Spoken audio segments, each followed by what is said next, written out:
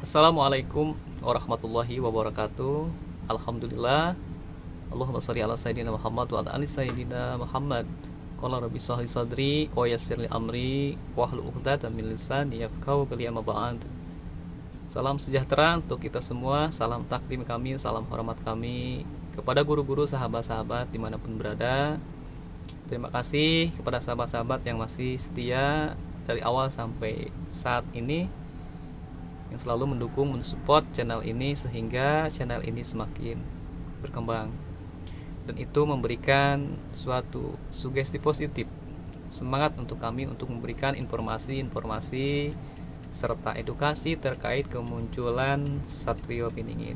Terima kasih juga kepada beliau, guru kami yang selalu mensupport, membimbing kami, mengajarkan kepada hal-hal yang positif untuk memberikan ilmunya, kebaikannya kepada kami semua, sehingga kami selalu belajar dari beliau. Semoga kami bisa membuat suatu kebanggaan untuk beliau dan perjuangan beliau. Baik sahabat-sahabat semua, dan semoga dengan adanya channel ini bisa menjadikan persatuan untuk kita semua dari berbagai suku, budaya, bahasa, untuk menjadi bangsa ini lebih baik. Nah, alhamdulillah pada kesempatan kali ini sahabat-sahabat semua, seperti yang kami sampaikan sebelumnya, karena banyak sekali sahabat-sahabat yang bertanya terkait siapa sebetulnya anak batin. Karena ini adalah permintaan sahabat-sahabat semua, maka kami membuatkan channel baru yang memang khusus pada sahabat-sahabat yang mau menguji atau mengetes keilmuan beliau. Yang dikhawatirkan mungkin sahabat-sahabat semua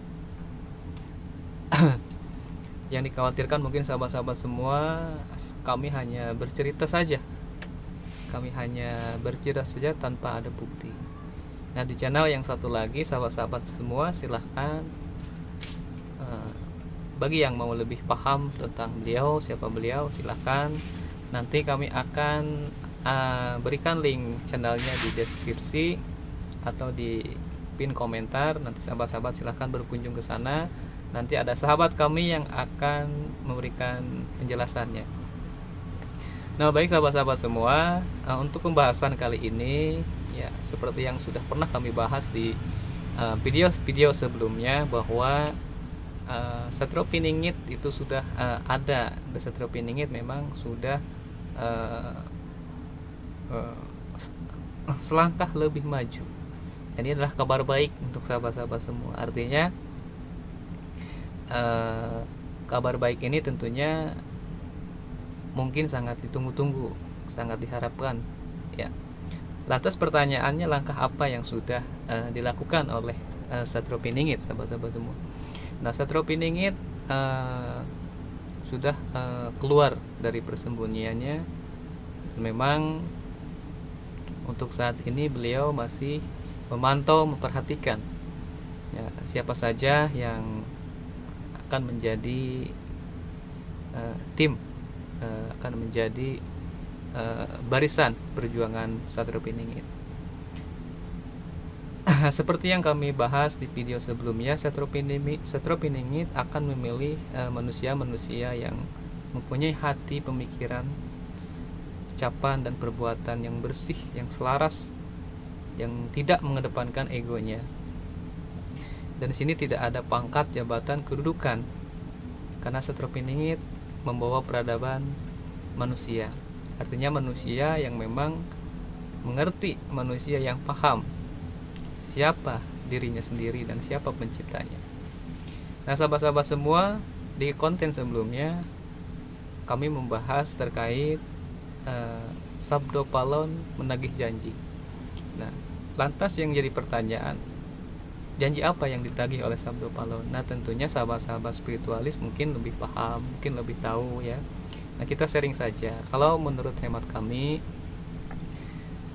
seperti yang kita lihat ya, di sekitar kita, di lingkungan kita, memang budaya, adat, bahkan ajaran-ajaran budi pekerti, silih asa, silih asi, silih asuh itu memang sudah hampir hilang. Jadi seolah-olah manusia itu hidupnya masing-masing, berkumpul tapi masing-masing. Nah, artinya berarti di sini ada apa gitu. Nah, ada juga yang mengatakan bahwa ini karena banyaknya paham-paham atau budaya-budaya yang masuk ke Nusantara ini, sahabat-sahabat. Itu juga bisa dikatakan seperti itu. Kalau seperti itu kami setuju, sahabat-sahabat semua. Karena negara ini, bangsa ini dituntut untuk maju, dituntut untuk berkembang ya, sahabat-sahabat semua. Dengan tuntutan inilah sehingga bangsa ini bersaing secara ekonomi global. Nah, dengan persaingan itulah maka adanya kerjasama, artinya persaingan secara sehat ya, persaingan bangsa, persaingan negara supaya menjadi negara-negara yang maju. Nah, itu pun yang diinginkan oleh negara kita. Nah, sehingga di situ ada yang namanya kerjasama usaha, kerjasama ekonomi global, sehingga tidak menutup kemungkinan jadi budaya-budaya di luar masuk ke Nusantara ini, sehingga sedikit-sedikit budaya yang asli di Nusantara ini hilang.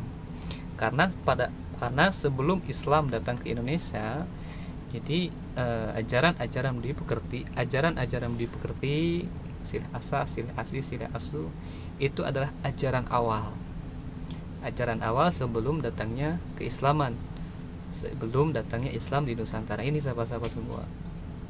Maka menurut sahabat kami tidak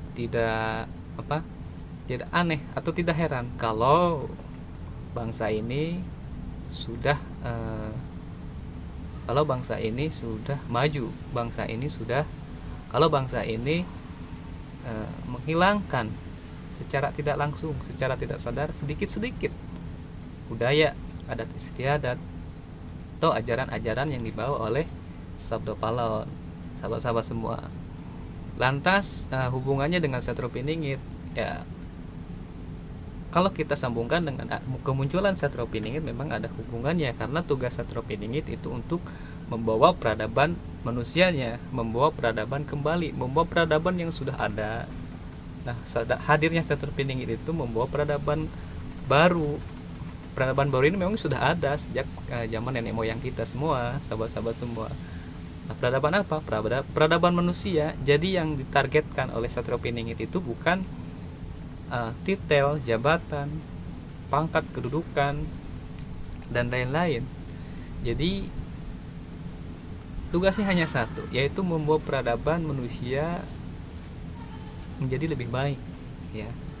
Nah, karena apa? Karena setiap manusia itu kan diberikan hati, pemikiran, ucapan, dan perbuatan, artinya sama.